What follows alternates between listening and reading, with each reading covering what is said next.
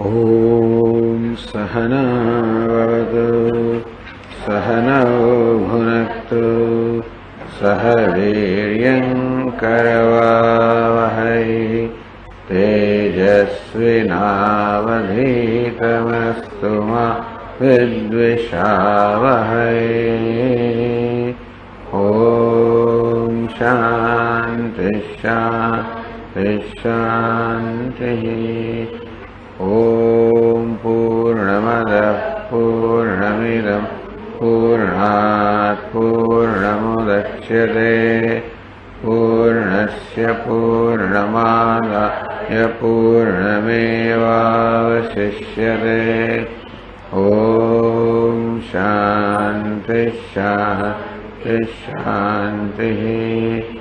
श्रुतिस्मृतिपुराणानाम् आलयं करुणालयं नमामि भगवत्पादं शङ्करं लोकशङ्करं शङ्करं शङ्कराचार्यं केशवं बादरायणं सूत्रभाष्यकृतौ वन्दे भगवन्तौ पुनः पुनः। ईश्वरो गुरुरात्मेति मूर्तिभेदविभागिने व्योमवद्व्याप्तदेहाय दक्षिणामूर्तये नमः। नमः श्री शंकरानंद गुरुपादाम्बुजन्मने सविलास महामोह ग्राहग्रासैक कर्मणे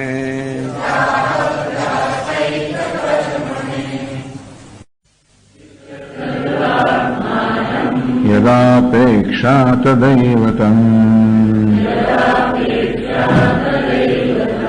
वक्तुं मंतुं तथा ध्यातुं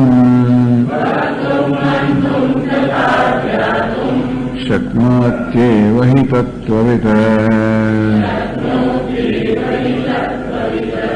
उपासक इव ध्यायन् लौकिकं विस्मरेद्यदि विस्मरत्येव साध्यानात् विस्मृतिर्न तु वेदनात्। ध्यानं त्वैच्छिकमेतस्य वेदनान्मुक्तिसिद्धितः। ज्ञानादेव तु कैवल्यम् इति शास्त्रेषु डिण्डिमः। तत्त्वविद्यति न ध्यायेत् प्रवर्तेत तदा बहिः। प्रवर्ततां सुखेनायम् को बाधोऽस्य प्रवर्तने।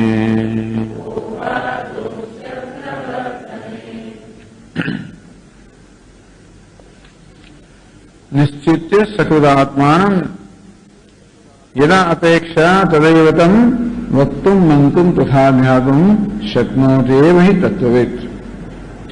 निश्चित्य आत्मानं एक बार आत्मानो दृढ़ निश्चय થઈ ગયો તત્વવિદ પછી તત્વજ્ઞાની જે છે यदा अपेक्षा જ્યારે પણ આવશ્યકતા હોય ત્યારે તમ આત્માनं વક્તુમ મંતુમ તથા ધ્યાતુમ શક્નોતિ કહેવા માટે બોલવા માટે ધ્યાન કરવા માટે મનન કરવા માટે શક્તિમાન છે।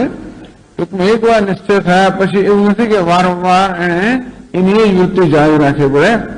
જ્યારે પણ એને જરૂર જણાય ત્યારે વળી પાછું જ્ઞાન એની પાસે જ રહે છે। એ જ્ઞાન વૃત્તિના રૂપમાં નથી, કારણ કે આત્મા સ્વયં પ્રકાશ હોવાના કારણે એની યાદ રાખવાની જરૂર નથી આવતી, એની સ્મરણની જરૂર નથી આવતી। આ ઘટ વગેરે વિશે તો અન્ય હોવાને કારણે કદાચ સ્મૃતિની જરૂર પડે, પણ આત્મા કોઈ સ્મૃતિની જરૂર નથી. અને માટે જયારે પણ એને જરૂરિયાત લાગે, અપેક્ષા, જયારે પણ ઈચ્છા થાય ત્યારે વક્તુમ એનું પ્રવચન કરવા માટે, મંતુમ એનું મનન કરવા માટે, ધ્યાતુમ ધ્યાન કરવા માટે, શક્નોત્યેવ જરૂર એ શક્તિમાન થાય છે. ઉપાસક એવ ધ્યાન લૌકિકમ વિસ્મરે દેવી. કદાચ જ્ઞાની પુરુષના બધું છે કે એ પોતાના ધ્યાનમાં મગ્ન હોવાના કારણે આ જગતને ભૂલી ગયો છે. વિસ્મરદેવ સા ધ્યાનાદ વિસ્મૃતિ, સા વિસ્મૃતિ ધ્યાનાદેવ. તો એની આ જગતની વિસ્મૃતિ ધ્યાનને કારણે છે, ન તો વેદનાથ જ્ઞાનને કારણે નથી. અર્થાત જ્ઞાન જગતની વિસ્મૃતિની અપેક્ષા રાખતું નથી. જગતના મિથ્યાત્વના નિશ્ચયની અપેક્ષા છે, જગતની વિસ્મૃતિ નહીં. અને એટલા માટે સત્ય એ મિથ્યાનો વિરોધ નથી. અમારે સત્યનું જ્ઞાન કે સત્યની સભાનતા મિથ્યાની સભાનતાનો વિરોધ નથી. માટે એને મિથ્યાની સભાનતા છોડવી પડે એવી કોઈ આવશ્યકતા નથી. હા, ઈચ્છાને છોડી દે જુદી વાત છે. ધ્યાતું પોતાની ઈચ્છા પ્રમાણે બસ એ કદાચ આત્મા ધ્યાનમાં મગ્ન થઈ જાય, આ પ્રકારે જગતને ભૂલી જાય, એ એની મનસુબી છે, પણ એ જરૂરિયાત નથી. ધ્યાનમ તો ઐચ્છિકમ એતસ્ય વેદનાથ મુક્ત દિંડીમઃ. આ જ્ઞાની તત્વવેદતા પુરુષ માટે ધ્યાન ઐચ્છિક, ઐચ્છિક અર્થાત સ્વેચ્છા એ કરે. વેદનાથ મુક્ત દિંડી સિદ્ધિતઃ. કારણ કે જ્ઞાન માત્ર જ મુક્ત થવાને કારણે પછી કોઈ ધ્યાનની આવશ્યકતા નથી. જ્ઞાનાદેવ કૈવલ્યમ ઇતિ શાસ્ત્રેષુ દિંડીમઃ. જ્ઞાનથી જ કૈવલ્ય અથવા મોક્ષ પ્રાપ્ત થાય છે, આ પ્રકારે શાસ્ત્રની ઘોષણા છે. અને જ્ઞાન એટલે હું બ્રહ્મ છું, જે વાસ્તવિકતા છે પોતાના વિશેની, એ વાસ્તવિકતાની એકવાર સમજ પ્રાપ્ત થઈ એટલે આત્મા વિશેના ભ્રમ જ્યારે દૂર થઈ ગયા, અને ત્યાર પછી એને એ સ્વયં પ્રકાશ જો અત્યારે પણ મારા વિશે મારે કોઈ યાદ રાખવું છે, હું કોણ છું એ યાદ રાખવાની જરૂર નથી. અડધી રાત ઉઠાડીને પૂછો તો કહું કોણ છું? સ્વામી છું. જે કઈ ખ્યાલ મારા વિશેનો મારો હોય એ ખ્યાલ મને એ તો યાદ રાખવાની જરૂર, મારો પોતાનો સ્વભાવ હોવાના કારણે. તો અત્યારે જેટલી સરળતાથી હું જીવાત્મા છું એ પ્રકારનું ધારે કે મને ધ્યાન રહેતું હોય અથવા એ પ્રકારની સભાનતા રહેતી હોય, બસ હું બ્રહ્મ છું એવી સરળતાથી. એટલે અસ્મત પ્રત્યે અહમ પ્રત્યે ધારો કે અત્યારે અહંકારમાં હોય, અહમ પ્રત્યે બદલાઈને બ્રહ્મમાં આવી જાય તો જેટલી સરળતાથી હું મારી અહંકાર કહેવાઉં છું એટલી સરળતાથી મારી બ્રહ્મ કહેવાઉં. તો અત્યારે જે રીતે મારે યાદ રાખવાની જરૂર નથી પડતી કે હું કોણ છું. અને તે રીતે અડધી રાતે પૂછો કે અંધારામાં પૂછો, ગમે તે રીતે પૂછો, છતાં પણ આ હું એ તો સ્વયં પ્રકાશ હોવાને કારણે, સ્વયં સ્ફુરિત હોવાને કારણે, સ્વયં સિદ્ધ હોવાને કારણે કોઈ સ્મૃતિની આવશ્યકતા નથી. અને તે રીતે અત્યારે હું અહંકારના બદલે ત્યાં બ્રહ્મ સ્થાપિત થાય એ પણ એટલું સ્વાભાવિક છે. એના માટે જ્ઞાનાદેવ કૈવલ્યમ, બસ એ પ્રકારના સ્વાભાવિક જ્ઞાન દે કૈવલ્યમ મોક્ષ પ્રાપ્ત થાય. એથી શાસ્ત્રેષુ દિંડીમઃ. આ પ્રકારની શાસ્ત્રની ઘોષણા છે. તત્વે ન ધ્યાય પ્રવર્તે તથા બહિ. પ્રશ્ન પૂછે છે કે બધું તત્વજ્ઞાન એ પુરુષ પણ સતત આત્માનું ધ્યાન ન કરે તો એ તો સતત બહાર પ્રવૃત્તિ કરતો રહે. તો કે પ્રવર્તતામ સુખે ને, ભલે ને પ્રવૃત્તિ કરે. અયમ સુખે ને પ્રવર્તતામ, ભલે આ આનંદથી સરળતાથી કે એની ઈચ્છા પ્રમાણે પ્રવૃત્તિ કરે, સુખે ને ઈચ્છા પ્રમાણે. કો બાધો છે પ્રવર્તને, એની પ્રવૃત્તિમાં કયો બાધ છે, અર્થાત કઈ વસ્તુ છે એની પ્રવૃત્તિની વશમાં આવે. ટૂંકમાં જ્ઞાન એની પ્રવૃત્તિનો વિરોધ નથી, કહેવામાં આવે જ છે. હું બ્રહ્મ છું એ જ્ઞાન કોઈ પ્રવૃત્તિનો વિરોધ નથી. આ પ્રવૃત્તિ ઉપાધિના સ્તરે થાય છે. અત્યારે હું પ્રવૃત્તિ કરું છું એ પ્રકારનો ખ્યાલ ધરાવું છું, ત્યારે પણ પ્રવૃત્તિ આત્મા કરતો જ નથી, ઉપાધિના સ્તરે જ તો થઈ રહી છે. બસ ત્યારે માત્ર એ સમાનતા છે કે હું કરતો નથી, નહીં કિંચિત કરો નથી. બસ આ પ્રકારની સમાનતા છે, હું કઈ કરતો નથી. ઇન્દ્રિયાણી ઇન્દ્રિયાર્થેષુ વર્તન્તે, આ પ્રકારની સમાનતા છે એ નથી, ત્યારે પણ આત્મા કઈ કરતા નથી. તો એવું છે કે જ્ઞાન ધોળે આત્મા કરતો થઈ જાય. અને માટે આત્મા કરતા જે સાક્ષી એટલે કહ્યું ને, આ શ્વેતા શબ્દમાં જ આવશે જ. એકો દેવ સર્વભૂતેષુ ગુણ સર્વવ્યાપી સર્વભૂતાંતરાત્મા કર્માધ્યક્ષ સર્વભૂતાદિવાસ કર્માધ્યક્ષ બધા કર્મનો સાક્ષી છે. એ કર્મનો સાક્ષી કર્મનો વિરોધી નથી. કર્મ કરનાર કદાચ કર્મ ન કરવાનો વિરોધી કદાચ કર્મનો સાક્ષી કર્મનો વિરોધી માટે કહ્યું પ્રવર્તતામ સુખેનાયમ કો બાધો છે પ્રવર્તને. અહીં પ્રવૃત્તિમાં કયો બાધ છે અર્થાત કઈ વસ્તુની પ્રવૃત્તિઓ વચ્ચે આવવાનું છે આ જ્ઞાનની પ્રવૃત્તિમાં વચ્ચે નથી આવતો હતો. હવે આ વિષયની ચર્ચા ગ્રંથકાર કરે છે કે કેવી રીતે બહાર જે પ્રવૃત્તિ થતી હોય એ પ્રવૃત્તિ કોઈ રીતે જ્ઞાનની બાધક નથી કે જ્ઞાન પ્રવૃત્તિનું બાધક નથી, એકબીજાના બાધક નથી. બહિ પ્રવૃત્તિ અભિગમે અતિ પ્રસંગ સ્યાદ. આપ કહો તે પ્રમાણે જો જ્ઞાની બધી પ્રવૃત્તિ કરતો હોય તો પછી સ્વચ્છંદ પ્રવૃત્તિ ના કરે, એવું પણ કરે તો અતિ પ્રસંગ સ્યાદ. તો પછી જો એને પ્રવૃત્તિનો કોઈ બાધક ના અર્થાત જ્ઞાન કોઈ પ્રવૃત્તિનો વિરોધી ન હોય તો એનો અર્થ કે આ જ્ઞાન અને કશી પ્રવૃત્તિ કરતા નહીં રોકે. એનો અર્થ એ છે કે શક્ય છે કે એ બધી અયોગ્ય કે નિષિદ્ધ કે સ્વચ્છંદ પ્રવૃત્તિ કરે એવું બની શકે ને. અત્યારે વિવેક બુદ્ધિ છે, અત્યારે હું ધ્યાન રાખું કે ભાઈ હું કોઈ અયોગ્ય કામ ન કરું, હું બ્રહ્મ છું. આ બ્રહ્મ તો કશાનો વિરોધ ન હોવાને કારણે શક્ય છે કે આ જ્ઞાની પુરુષ પણ તો નિષિદ્ધ પ્રવૃત્તિ કરે. અતિપ્રસંગ એટલે વધારે તમે જયારે પ્રવૃત્તિ તો બધી પ્રકારની પ્રવૃત્તિ આવી જાય, પછી નિષિદ્ધ પ્રવૃત્તિ પણ કરે. અતિપ્રસંગસ્ય આદિ આશંક્ય પ્રસંગસ્ય દુર્નિરૂપ્યત્વાદ નૈવ. તો આ જ્ઞાની માટે કોઈ સ્વચ્છંદ પ્રવૃત્તિનો પ્રસંગ જ નથી. અંગ્રેજી નૈવથી પરિહરતી. અને માટે આ જ્ઞાનીના કિસ્સામાં ક્યારે પણ સ્વચ્છંદ પ્રવૃત્તિ નિષિદ્ધ પ્રવૃત્તિ આ પ્રકારનો પ્રસંગ જન્મે એવી કોઈ શક્યતા નથી. એ ઘણા શ્લોકોમાં બતાવે છે. તો 99 શ્લોકમાં કહે છે અતિ પ્રસંગ ઇતિ ચેદ પ્રસંગમ તાવદીરય પ્રસંગો વિધિશાસ્ત્રમ ચેદ ન તત્ત્વવિદં પ્રતિ. અતિ પ્રસંગ ઇતિ ચેદ. તો પછી અતિ પ્રસંગ એટલે વધારે પડતી વસ્તુનો સમાવેશ કરવો. પ્રસંગ એટલે કે અવકાશ. અતિ પ્રસંગ વધારે પડતો અવકાશ. ખાવાની છૂટ આપણે જેમ તેમ ખાશે તો અત્યારે પરેજી પાડવાની હતી વહી રાખે ચાલો હવે પરેજી જતી રહી પછી બસ.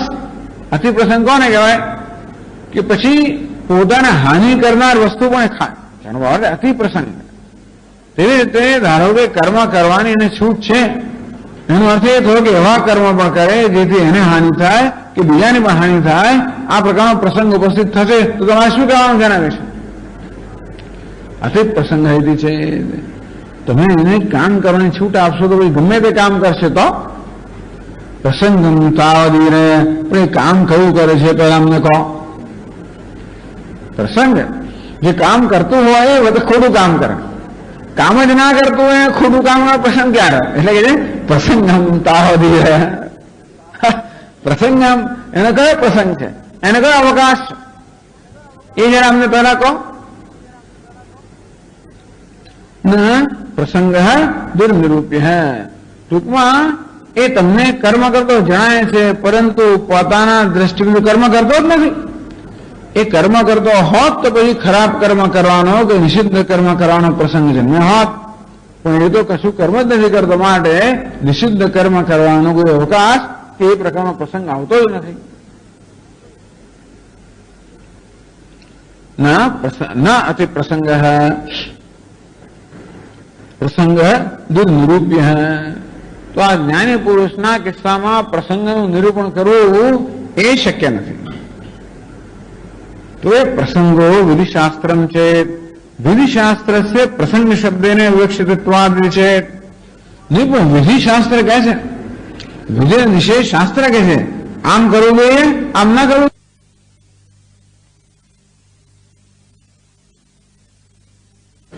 કે કયું કર્મ કરવું જોઈએ, કયું કર્મ ન કરવું જોઈએ, આ પ્રકારે સ્પષ્ટ સૂચના શાસ્ત્ર આપે છે. અને તો પછી એ આ શાસ્ત્રની સૂચનાનું ઉલ્લંઘન કરે એનો અતિપ્રસંગ.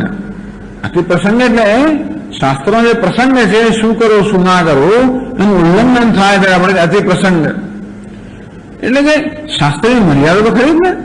જ્ઞાનીઓ તો ગમે તો હોય તો શાસ્ત્રની મર્યાદા તો ખરી જ ને. અને તો પછી એ મર્યાદા ઉલ્લંઘન કરે એ પ્રકારની શક્યતા તો ખરી જ ને. તો કે નહીં, પ્રસંગ દુર્નિરૂપ્ય વિધિશાસ્ત્રસ્ય પ્રસંગ શબ્દેન વિવક્ષિતતા વિશે. તો કે નહીં, અમે કહીએ છીએ કે વિધિશાસ્ત્ર જે છે, વિધિ નિષેધ શાસ્ત્ર, એ કહે છે કે શું કરવું જોઈએ, શું ના કરવું જોઈએ. સત્યમ વદ, સત્ય બોલવું જોઈએ, અસત્ય ના બોલવું જોઈએ. ધર્મંચર, ધર્મનું આચરણ કરવું જોઈએ, અધર્મનું આચરણ ના કરવું જોઈએ. ન હિંસા સદા ભૂતાની, કોઈ પ્રાણી હિંસા ના કરવું જોઈએ, હું શાસ્ત્ર કહે છે. તો એ મર્યાદામાં એને કર્મ કરવું જ જોઈએ ને. આપ કહો છો કે કોઈ પણ કર્મ એ જ્ઞાનનો વિરોધ ના હોય, જ્ઞાન કશાય કર્મનો વિરોધ ના હોય, તો આ મર્યાદાનું અતિક્રમણ કરશે એવું ના થાય? તો કે નહીં, તસ્ય અજ્ઞાન વિષયત્વેન. તો કે નહીં, આ બધી સૂચનાઓ જે આપવામાં આવે છે, આમ કરવું જોઈએ, આમ ન કરવું જોઈએ, એ બધી સૂચનાઓ અજ્ઞાનીને આપવામાં આવે છે. જ્ઞાની એ સૂચનાને અંતર્ગત નથી.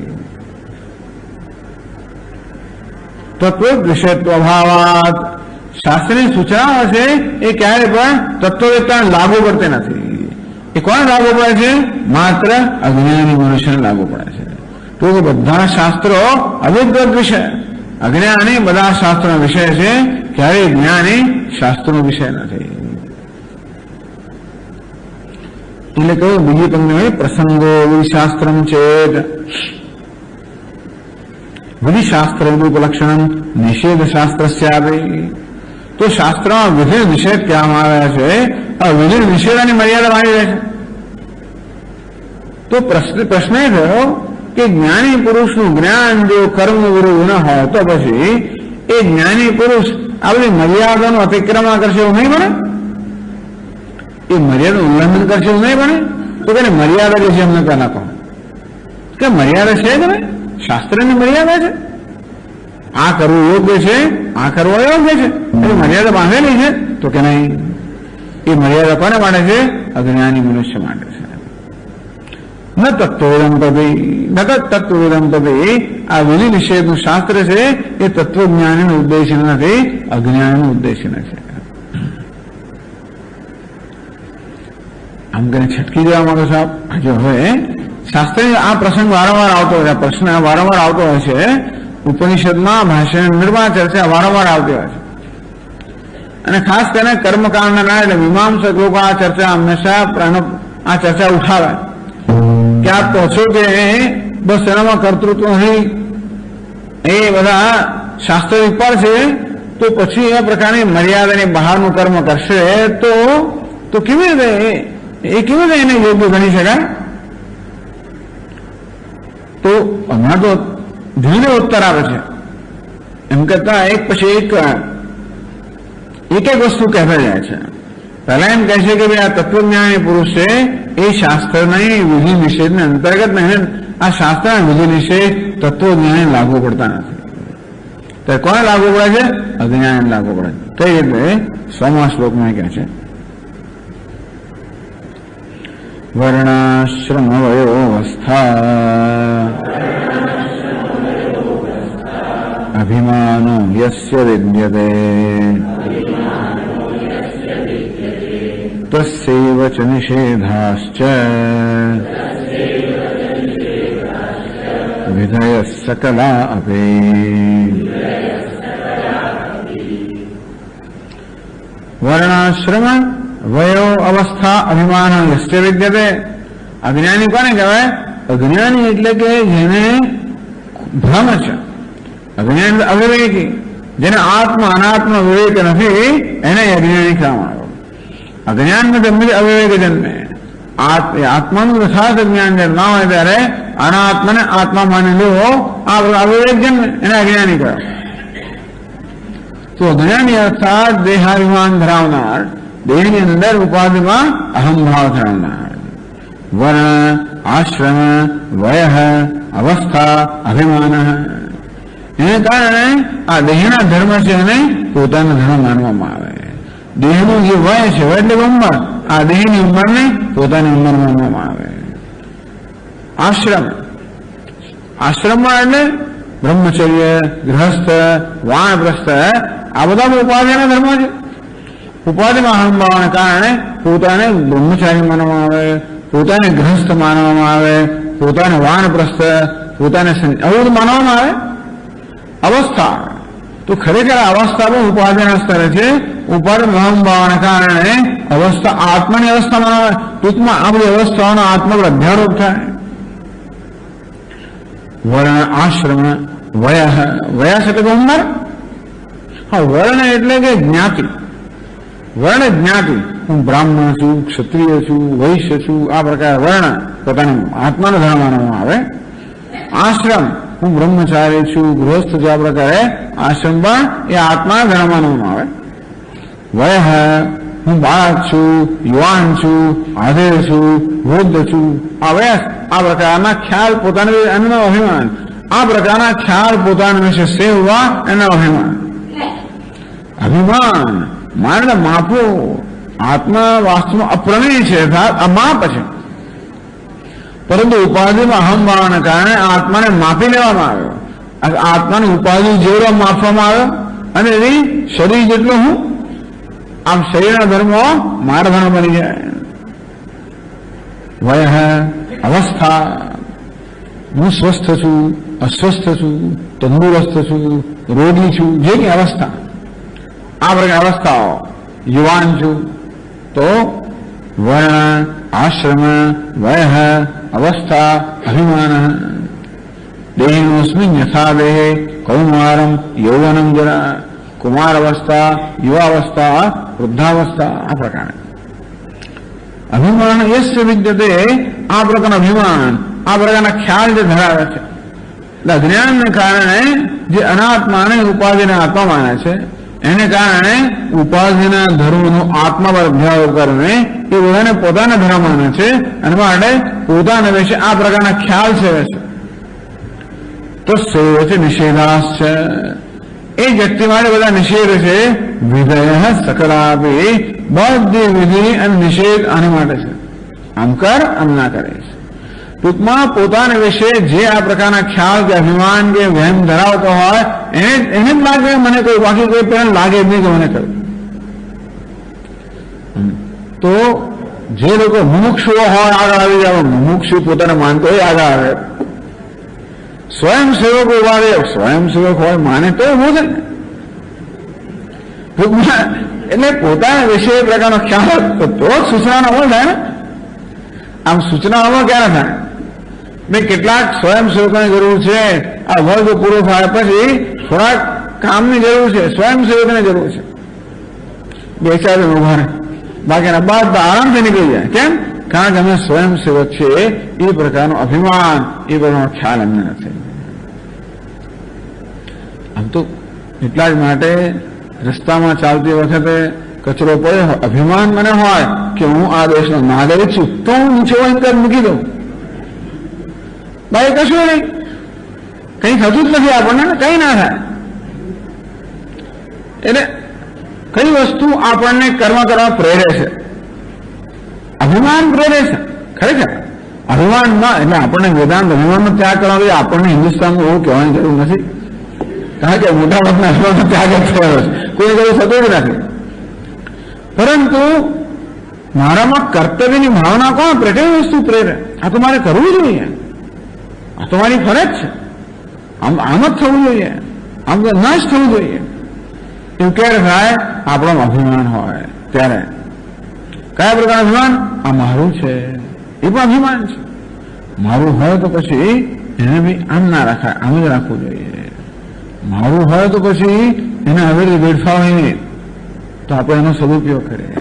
બીજાનું છે ચાલે, અમે પણ બીજા કોઈનો તો શું વાંધો, ચિંતા નથી. બીજાનો બગડે છે ને આપણું શું? તેથી મારું અને બીજા કઈ જાતનો ખ્યાલ મારામાં છે ને. કોઈ પણ સંજોગોમાં કઈ રીતે વર્તીશ એ સંજોગોમાં મારા વિશે મારો કયો ખ્યાલ છે, કયો અભિમાન છે. એ વર્ષે એ નક્કી થાય કે હું કયા પ્રકારનો પ્રતિભાવ એ સંજોગોમાં દર્શાવીશ.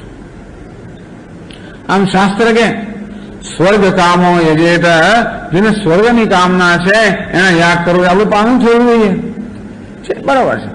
જેને સ્વર્ગની કામના હોય એ વધારે વિગતવાર વાંચે. કઈ વસ્તુ આપણે વિગતવાર વાંચીએ જે આપણને લાગુ પડશે તે. અને એની હવે જ્યોતિષ્ઠોમે સ્વર્ગકામો યજેત, સ્વર્ગની ઈચ્છા ધરાવનારે જ્યોતિષ્ઠોમે યાદ કરવો જોઈએ. તો પછી સ્વર્ગની ઈચ્છા ધરાવનારો હોય એ પછી જો કે જ્યોતિષ્ઠોમ કેમ કરું, શું કરું, શું નહીં કરું. આમે મોડા વૈદિક શાસ્ત્રના મોડા જાળત સોચવું હોય એમાં આપણે શું, આપણે જે થયું એ જ વસ્તુ જોઈએ. પિત્ત થયું છે તો તરત એ જોઈએ, બાકી બધું કફ થયો ને શું કહું, પેલા જેને જે કરવું આપણે લાગુ એ વસ્તુ જોઈએ ને. આપણે ધારો કે ભોજન વિષયમાં જાત જાતના ભોજન નિષેધો કરે, જમતા પહેલા પાણી ના પીવું, જમ્યા પછી ના પીવું, જમતી વખતે ના પીવું, આ વખતે ના પીવું, અનેક પ્રકારની સૂચનાઓ. પેલું આ રીંગણ ના ખાવું, કેળું ખાવું, કાચું ના ખાવું, પાકું ખાવું, પેલું ના, આ બધી સૂચના 1000 જાતની સૂચનાઓ છે. આ કોણ અમલ કરે? જેમ માનતો હોય કે આ સૂચના મને લાગુ પડે, બાકી કોઈ ના અમલ કરે. જેને પિઝા ખાવા એ ખાવાનો જ છે, પાણીપુરી ખાવાનો છે, ભેળપુરી ખાવાનો છે, પાઉંભાજી ખાવાનો, જેમ જે થયું એ થાય. પણ જે લોકોને એમ કે પિત્ત થયું હોય પાઉંભાજી ના ખાવું, ફલાણું ના ખાવું, એ ના ખાય. અભિમાન કયા પ્રકાર અભિમાન ધરાવું છું એ જ પ્રકારને નહીં. હું તો આમ ફલાણો છું, બ્રાહ્મણ છું, મારે મારાથી આમ ના થાય, હું તો ક્ષત્રિય છું, મારે મારે પેલું ના થાય. હવે અભિમાન હતો ને આ અભિમાન. તો જે કયા પ્રકારના વિધિ નિષેધ લાગુ પડે, તો અભિમાન આપણને જે પ્રકારનું હોય એ પ્રકારના વિધિ નિષેધ આપણને લાગુ પડે, બાકી કશું સ્પર્શે જ નહીં, અડકે જ નહીં. એટલે કે યસ્ય વિદ્યતે, જેનામાં આ પ્રકારના અભિમાન છે કે હું બ્રાહ્મણ છું, તરત એ પ્રકારનું કામ કરે. બ્રાહ્મણથી આમ ના થાય, બ્રાહ્મણથી પેલું ના થાય, ક્ષત્રિયથી આમ ના થાય, સમજો વૈશ્ય તે ચાલે, ફલાણું છે ચાલે. ટૂંકમાં આપણે હવે સંસારી ચાલે, આપણો વિશે સંન્યાસી છે અને ચાલે, ગૃહસ્થ છે આ તો ચાલે. બધા આ બધા વિધિ નિષેધો આમ જુઠ્ઠું બોલું ના બોલું કોણ ચાલે. હવે વેપારી સ્વામી એમને ચાલે. એટલે પેલા અભિમાન પર રાખે છે ને કે કયા પ્રકાર અભિમાન છે. તેથી આપણે શું કરીએ શું ના કરીએ આ બધું આધાર કોના પર છે? કયા પ્રકારનો ખ્યાલ હું મારા વિશે ધરાવું એના પર રહેલો છે. અને એથી આવો ખ્યાલ પોતાના વિશે ક્યારે હોય? ઉપાધિમાં અહંભાવના કારણે હોય. તસ્યૈવ તે નિષેધાશ્ચ વિધય સકલાપી. આ વ્યક્તિ જે ઉપાધિમાં અહંભાવ ધરાવે છે એને કારણે પોતાના વિશે અનેક પ્રકારના ખ્યાલ સેવે છે, એની માટે આ વિધિ નિષેધ એને લાગુ પડે છે, બીજા કોઈને લાગુ ના પડે. નું તત્વવિદો બી દેહધારિત્વ, તો તત્વજ્ઞાની પણ દેહ તો છે જ ને. તત્વજ્ઞાન થયો જે દેહ કે જતો નથી રહેતો, પ્રારબ્ધ કર્મને કારણે દેહ જીવંત છે. તો તત્વજ્ઞાન પણ દેહ ધારણ તો કરે જ છે ને, દેહ ધારિત્વને. વર્ણાશ્રમાદ અભિમાનિત્વ, તો દેહને ધારણ કરતો હોવાને કારણે દેહનું વર્ણ દેહનો વર્ણ, દેહનું આશ્રમ તો ખરો જ કે નહીં. એટલે આમ કરીને તત્વજ્ઞાનનું નિરૂપણ કરી રહ્યા છે. આ બધા પ્રશ્નોના ઉત્તર દ્વારા તત્વજ્ઞાનનું શું સ્વરૂપ છે, તત્વજ્ઞાનનું તો સ્વરૂપ છે એવું કહી રહ્યા છે આપણને. આપણે એમ કે આ બધી શું કામ આ બધા પ્રશ્નોત્તર કરતા હશે, પણ એ દ્વારા તત્વજ્ઞાનના સ્વરૂપને આપણને સ્પષ્ટ સમજાવે છે. એમ કરીને આપણા સ્વરૂપને સમજાવે છે. તત્વજ્ઞાનીના સ્વરૂપની આપણને શું ચિંતા, આપણા સ્વરૂપને સમજાવે છે. અને એવી જ્ઞાનનો સ્વભાવ કેવો છે એ દ્વારા જે પ્રકારના ખ્યાલ આપણે ફેરવી રહ્યા છે એ કઈ રીતે ભ્રમ છે એ પણ સમજાવે છે ને. આ દ્વારા કેવી રીતે ભ્રમનું સ્વરૂપ શું છે, ભ્રમને કેમ નિવૃત્ત કરવા એ પણ સમજાવી દે છે. ભલે વાત તત્વજ્ઞાની થતી હોય એમાં આપણને શું લાગે, આપણે લાગવું પડે. એ દ્વારા આત્માના સ્વભાવનું નિરૂપણ થયું. મારા પોતાના સ્વભાવ એટલે કયા પ્રકારના ખ્યાલ ધરાવું છું, કયા પ્રકારના ભ્રમ ધરાવું છું, એ બધાનું પણ નિરૂપણ થઈ રહ્યું છે આગળ. તો તત્વજ્ઞાની ને પણ દેહ તો છે જ, અને તો પછી દેહના ધર્મનો અભિમાન હોય કે ના હોય? 101માં શ્લોકમાં કહે છે, વર્ણાશ્રમાદયો દેહે માયયા પરિકલ્પિતા નાત્મનો બોધરૂપસ્ય ઇત્યેવં તસ્ય વિનિશ્ચયઃ.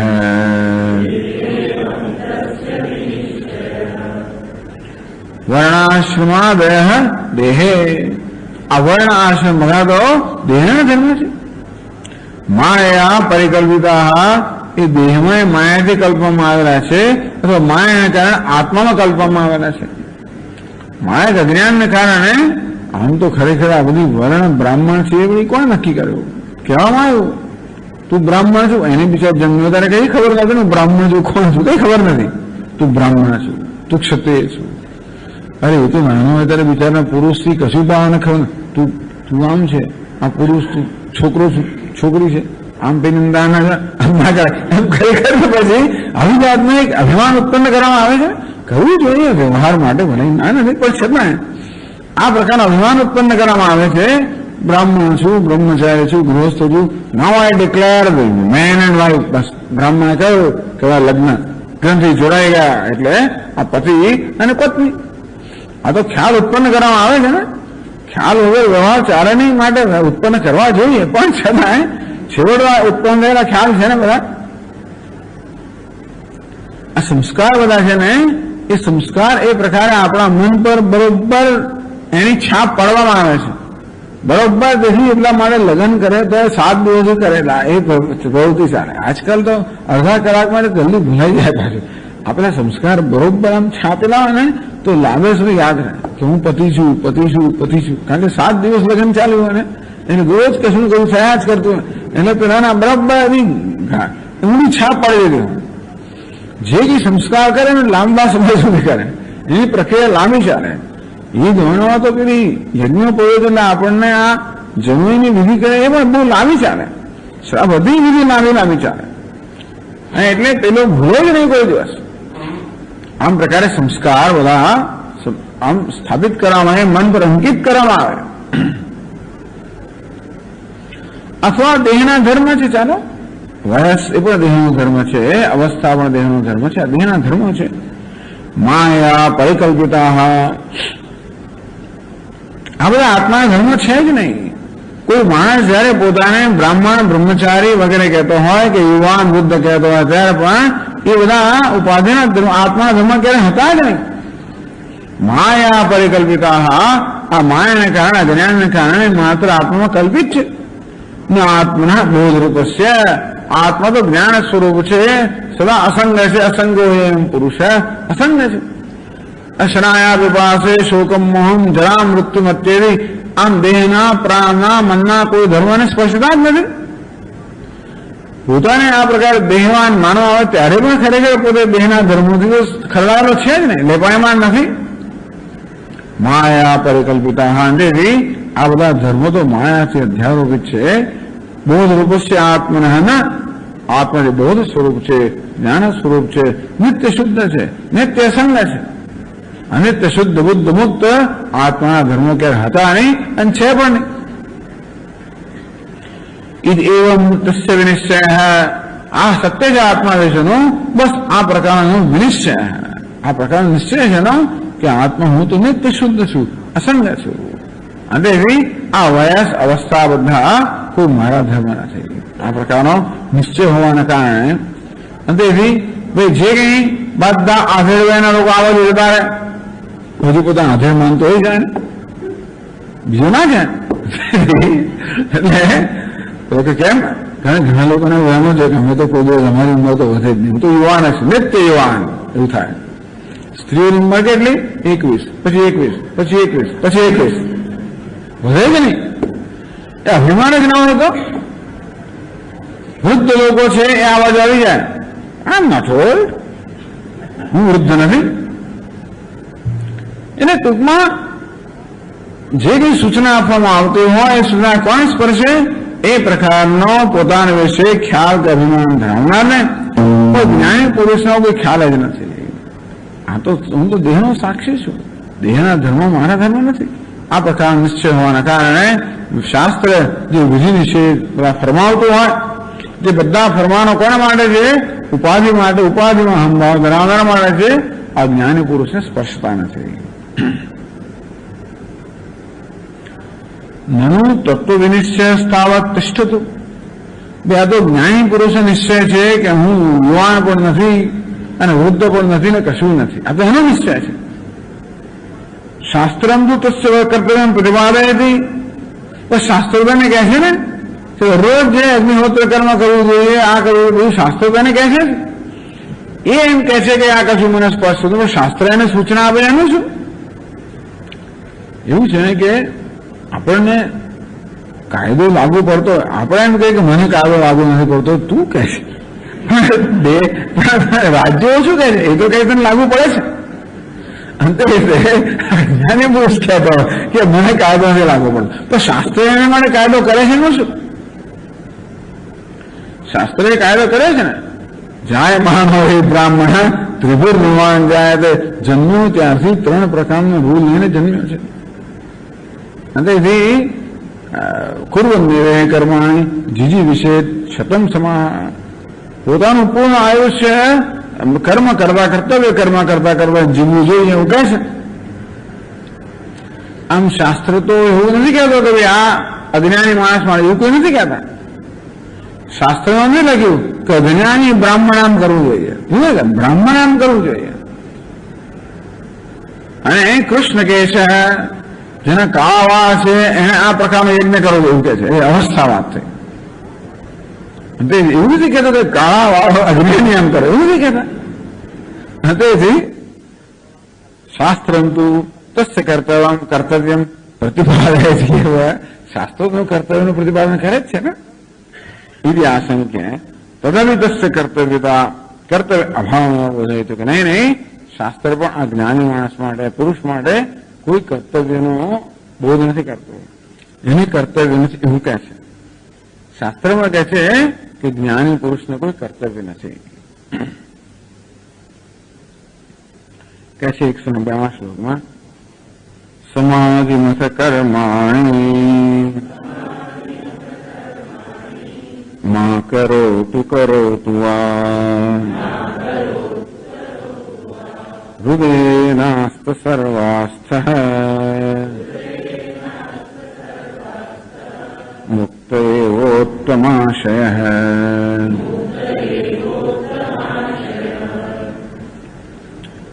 આ શ્લોક યોગ વાસિષ્ઠ ગ્રંથનો એના પ્રકારનો શ્લોક છે.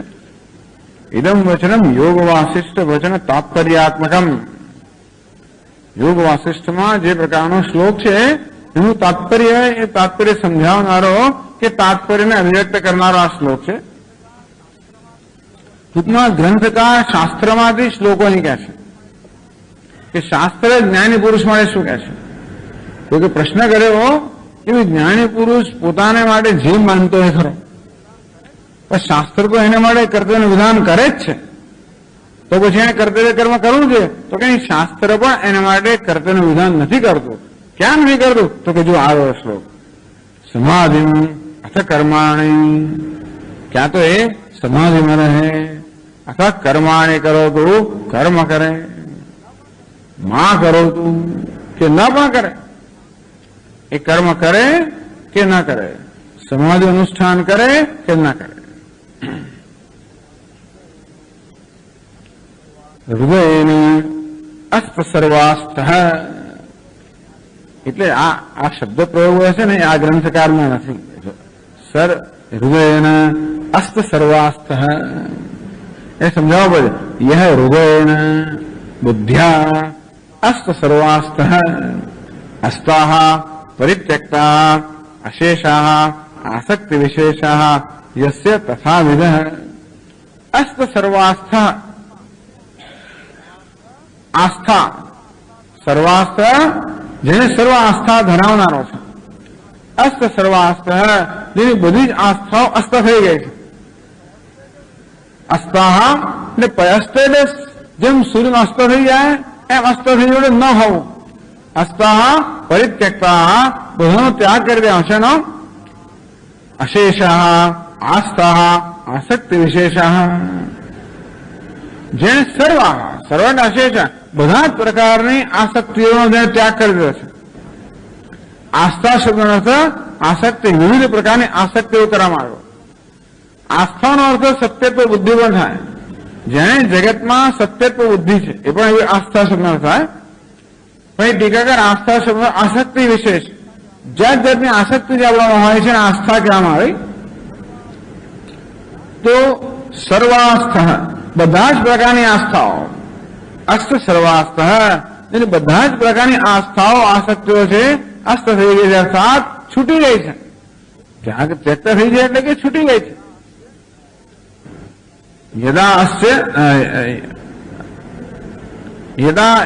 યદા પ્રમુચ્યતે યસ્ય કામા યસ્ય હૃદયસ્થિતાઃ. હા, યદા સર્વે પ્રમુચ્યન્તે કામા યસ્ય હૃદયસ્થિતાઃ. જયારે એના હૃદયમાં બધી જ કામનાઓ પ્રમુચ્યન્તે છૂટી ગઈ એટલે કે છોડી દીધી એટલે છૂટી ગઈ છે. કામના છોડતો નથી, છૂટી જાય છે. એટલે કામના હોવાનું કોઈ પ્રકારનું કારણ ના હોય તો કામના રહે નહીં. આપણા મનમાં કામનાઓ જન્મે છે એ કોઈ કારણથી જન્મે છે. આપણા મનમાં કશું કારણ હોવાને કારણે હૃદયસ્ય ગ્રંથય પણ એ પણ કહે છે. જયારે બધી હૃદયની ગ્રંથિઓ છૂટી જાય છે અને ત્યારે હૃદયની કામના એટલે હૃદય શબ્દ વાપરે એ ઉપનિષદમાંથી આવે છે. હૃદયમાં રહેલી કામનાઓ, હૃદયમાં રહેલી ગ્રંથિઓ જયારે છૂટી જાય જ્ઞાનમાં, હૃદયને બુદ્ધ્યા તો બુદ્ધિને કારણે અથવા જ્ઞાનને કારણે, વિવેકને કારણે, આત્માનાત્મ વિવેકને કારણે બધી આસક્તિ છૂટી જાય. આમ અનાત્માને આત્મા માનવામાં આવે એટલે આસક્તિ જન્મે. જગતને સત્ય માનવામાં આવે તો પણ આસક્તિ જન્મે. અને તેથી અનાત્માને અનાત્મા જાણવામાં આવ્યો કે જગતને મિથ્યા જાણવામાં આવ્યો એટલે જે આસક્તિ જન્મે. આસક્તિ ક્યારે જન્મે? વસ્તુ સત્ય હોય તો આસક્તિ જન્મે. આ સફરજન સત્ય છે એવું જો મનમાં લાગે તો પછી આસક્તિ જન્મે. તો મોં પાણી આવે અને એને ખાવાની ઈચ્છા થાય. પણ આ તો કઈ નથી, આ તો સ્વામીજી રમકડું જ છે, પછી કઈ આસક્તિ ના જન્મે.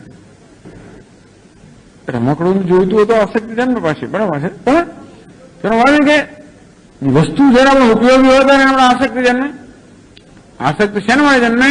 જયારે મને કોઈ કીધું ઉપયોગી થતી હોય ત્યારે, ટૂંકમાં કોઈ ઉપયોગી મારો બચ્યો હોય ત્યારે, હજી મારી જરૂરિયાતો બચી હોય ત્યારે, કોઈ વસ્તુ મારી જરૂરિયાત પૂરી કરનારી હોય ત્યારે મને એમાં આસક્તિ જન્મે.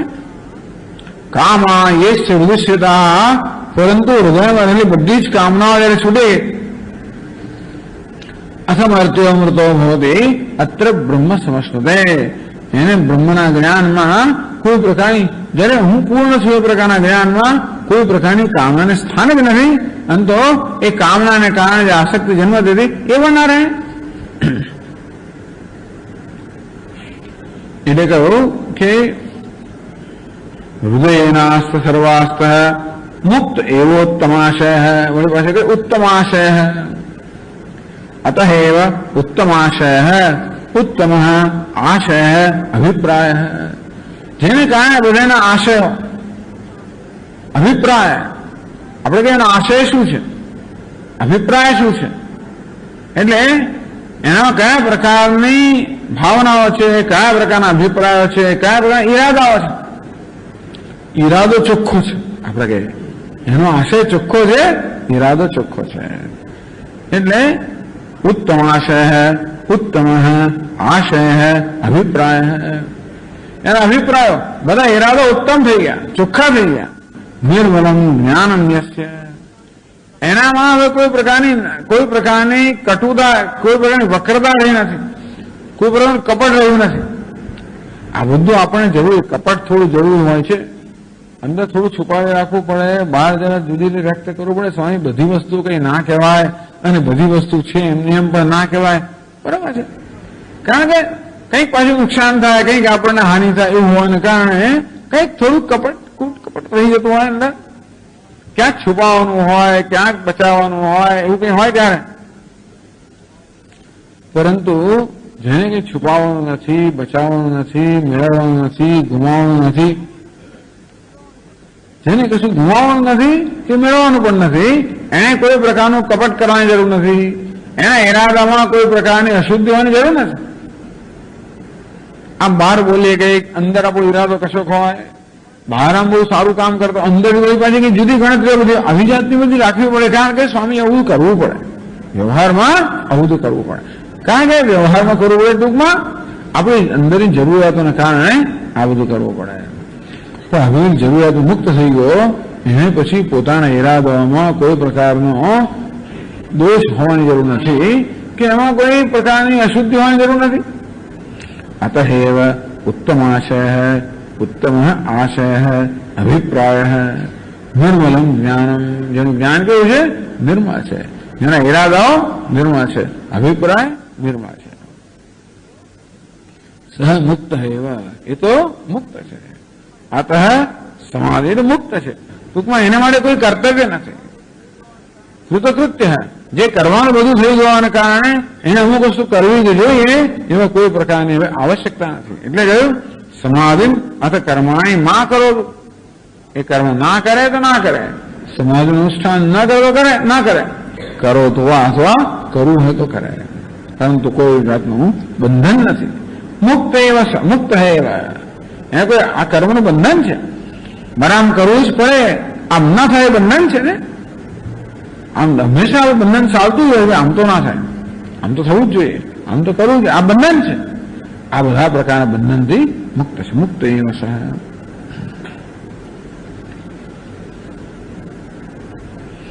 વિદુષ કર્તવ્યમ નાસ્તિ યત્ર વચનાંતરમ ઉદાહરતી.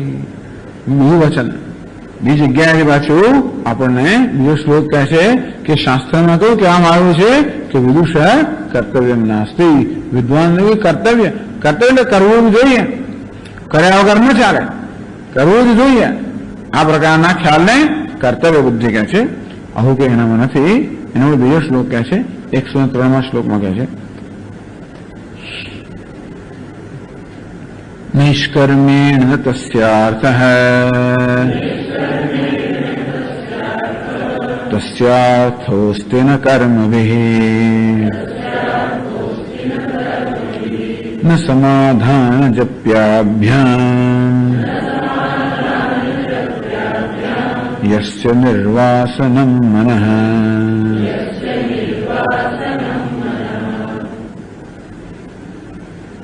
આ ઘનઘોર વેદાંતના શ્લોકો છે બધા. નૈષ્કર્મેણ તસ્યાર્થ, નૈષ્કર્મ્યમ કર્મરાહિત્યમ તેન કર્મત્યાગેન.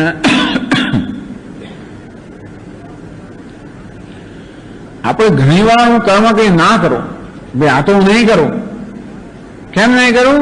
એ નહીં કરવા દ્વારા પણ મારે કશું પ્રાપ્ત મેળવવાનું છે, અથવા કરવાથી ગુમાવવાનું તો આપણે ના કરીએ. કંઈક કરવાથી ગુમાવવાનું હોય તો પણ ના કરીએ, કે નહીં કરવાથી મેળવવાનું તો પણ ના કરીએ. આમ ઘણીવાર ન કરવાનું કારણ છે આ નહીં કરવું, આમાંથી ના થાય. ક્યાં તો એવું અભિમાન હોય કે ભાઈ નહીં આ તો મને ના થાય,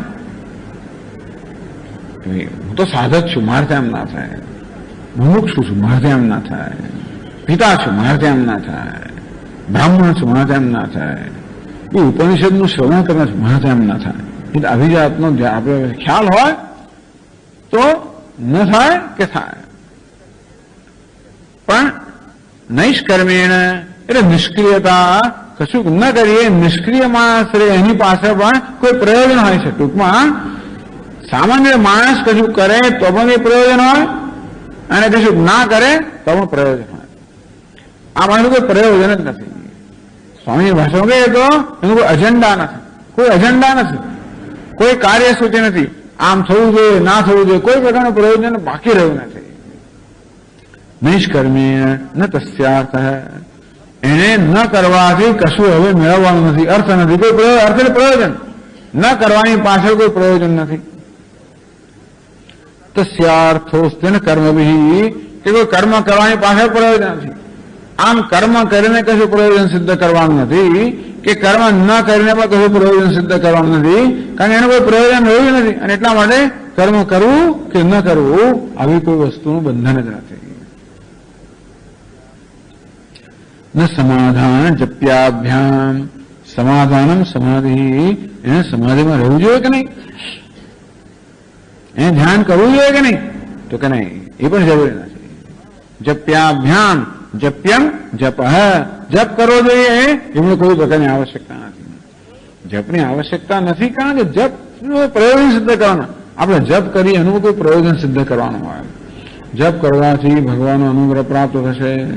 ચાલો કંઈક તો અનેન પરમેશ્વર પ્રિયતા, પરમેશ્વર પ્રિય થશે. અંતઃકરણ શુદ્ધ્યર્થમ, અંતઃકરણ શુદ્ધિ પ્રાપ્ત થશે.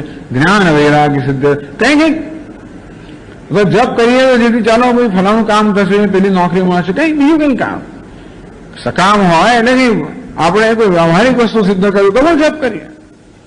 તમે નોકરી જવાની તૈયારી મળે સ્વામીજી, ચાલો ભાઈ 100 હનુમાન ચાલીસા કરો કંઈક, અથવા તો અંતઃકરણ શુદ્ધિ મળે. ટૂંકમાં કશા ને કશા મળે કરતા હોઈએ, પણ જેને કોઈ પ્રયોજન નથી એને હવે જપ કરવો જ જોઈએ એની જરૂર નથી. કરવો તો કરે, ના કરવો તો ના કરે. અથવા હા સમાધિની કે ધ્યાનની પણ જરૂર હોય. જો દેહાત્મ બુદ્ધિ હોય તો એ દેહાત્મ બુદ્ધિ મુક્ત થવા માટે આપણે જરૂર અહમ બ્રહ્મ આ પ્રકારની વૃત્તિને જાળવી રાખવી પડે. એ પણ જરૂરી છે. ક્યાં જરૂર? જ્યાં સુધી દેહાત્મ બુદ્ધિ હોય ત્યાં સુધી. એ ન હોય તો પછી સમાધિની પણ આવશ્યકતા નથી. ન સમાધાન જપ્યાભ્યામ, કેમ? યસ્ય નિર્વાસનમ મનઃ, યસ્ય મનઃ નિર્વાસનમ, જેનું મન વાસનાથી મુક્ત થઈ ગયું. આ બધા શબ્દ પ્રયોગો બધું ક્યાં આવે છે? યોગ વાસિષ્ઠ વગેરેમાં. તો કે નિર્વાસનમ મનોનાશ, વાસના રાહિત્યમ મનોનાશ, જેના મનમાં હવે કોઈ વાસના રહી નથી, આપણે કોઈ સંકલ્પ રહ્યો નથી. સર્વ સંકલ્પ સંન્યાસી, યદા હિનેન્દ્રિયાર્થેષુ ન કર્મસુ અનુસજ્યતે, એને કોઈ કર્મનો સંકલ્પ રહ્યો નથી, ત્યાં એમાં હોનો સંકલ્પ રહ્યો નથી. એને કોઈ ભોગ કોઈ પ્રકારની હવે વિષય ભોગની ઈચ્છા નથી, અને માટે એને કર્મની કોઈ જરૂરિયાત નથી. આ બધા સંકલ્પ મુક્ત થયો. યસ્ય નિર્વાસનમ મનઃ, જેનું મન વાસના મુક્ત થઈ ગયું છે. નિર્વાસનમ બાધિત દ્વૈત સંસ્કારમ, તો જેના મનમાં દ્વૈતના સંસ્કાર બાધિત થઈ ગયા. હું ભિન્ન છું, ઈશ્વર ભિન્ન છે, હું ભિન્ન છું, જગત ભિન્ન છે, આવા કોઈ પ્રકારના સંસ્કાર જેમાં રહ્યા નથી, એને હવે કશું કરવાથી કંઈ પ્રયોજન સિદ્ધ કરવાનું નથી. અને માટે એ કશું કરે તો કંઈ પ્રાપ્ત કરવાનું નથી, કશું ન કરે તો ગુમાવવાનું નથી. નૈવ તસ્ય કૃતેનાર્થ ના કૃતેન કશ્ચન ન ચાસ્ય સર્વભૂતેષુ કશ્ચિદ અર્થ વ્યપાશ્રય. નૈવ તસ્ય કૃતેન અર્થ. ભગવદ્ ગીતા ભગવાન કહે છે કે આ જ્ઞાની પુરુષ હવે કૃતેન કંઈ કર્મ કરવાથી કે પ્રયોજન સિદ્ધ નથી કરવાનું. ના કૃતેન કશ્ચન, કે ન કરવાથી પણ કોઈ પ્રયોજન નથી, ગુમાવવાનું નથી. આ પ્રકારે તસ્ય કાર્ય ન વિદ્યતે, એનું કોઈ કાર્ય કે કર્તવ્ય રહેતું નથી. એટલા માટે કહેવામાં આવ્યું કે આ વિધિ નિષેધ એને કોઈ સ્પર્શતા નથી. નનુ વિદુષાપી વાસના નિવૃત્તે ધ્યાનમ કર્તવ્યમ. તો જ્ઞાની પુરુષ હોય તો પણ એને વાસનાની નિવૃત્તિ માટે ધ્યાન કરવું જોઈએ. ઇતિ આશંક્ય સમ્યક જ્ઞાન વાસના એવ નાસ્તિ. તો કે નહીં, જેને સમ્યક જ્ઞાન છે એને કોઈ વાસના રહી નથી. 104માં શ્લોકમાં કહે છે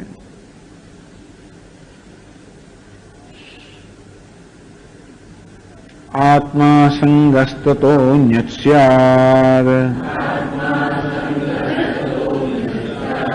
ઇન્દ્રજાલમ હિમાયિકમ ઇત્યચંચલ નિર્ણીતે કુતો મનસી વાસના. તો કુતઃ મનસી વાસના, આ પ્રકારનો દ્રઢ નિશ્ચય જ્યારે હોય ત્યારે મનમાં વાસના કઈ રીતે રહી શકે? આત્મા અસંગ, આત્મા અસંગ છે, નિર્લેપ છે, કશા સાથે જોડાયેલો નથી, કોઈ પણ વસ્તુથી ક્યારે પ્રભાવિત ના થાય, કોઈથી લેપાયમાન ના થાય, તે અસંગ. અસંગ એટલે જેવી રીતે કમળનું પત્ર જેથી કોઈ પણ લેપાયમાન ન થતું હોય તે રીતે એનો અસંગતાનો દ્રષ્ટાંત છે. આ કમળપત્ર છે એ અસંગતાનું દ્રષ્ટાંત છે કે જોની અંદર હતો પણ જોથી જરાય પણ લેપાયમાન ન થતો હોય. આત્મા અસંગ હૈ. ટૂંકમાં આ મન કે બુદ્ધિ કે ઉપાધિ કોઈ વસ્તુ આત્માને સ્પર્શતી નથી. અન્ય સ્યાત ઇન્દ્રજાલમ માયકમ. આત્મા સિવાય જે કે અન્ય છે શું છે? માયકમ ઇન્દ્રજાલ. ઇન્દ્રજાલમ ઇન્દ્રજાલ એટલે માયા. માયકમ યાવન માયા તત્કાર્યાત્મકમ દૃશ્યમ. જ્યાં સુધી માયા હોય, માયિક એટલે માયાનું કાર્ય, માયિક એટલે માયામાંથી જન્મેલો. ઇન્દ્રજાલમ મિથ્યાત્વેન ઇન્દ્રજાલમ એવો ઇત્યર્થ. તો આવું ઇન્દ્રજાલમ એ તો ઇન્દ્રજાળ છે. ઇન્દ્રજાળ એટલે માયાની જાળ છે. તો બધી માયકમ બધું માયાનું કાર્ય છે. એટલે અચંચલ નિર્ણય તે આ પ્રકારનો અચંચળ એ નિર્ણયમાં કોઈ ચંચલતા નથી. આ પ્રકારનો દ્રઢ નિશ્ચય થઈ ગયો હોય. કુતો મનસી વાસના. તો પછી મનમાં વાસના ક્યાં રહી હોય? જેમ કહે છે ને બ્રહ્મ એવાહમિદમ જગત સકલમ ચિન્ માત્ર વિસ્તારિતમ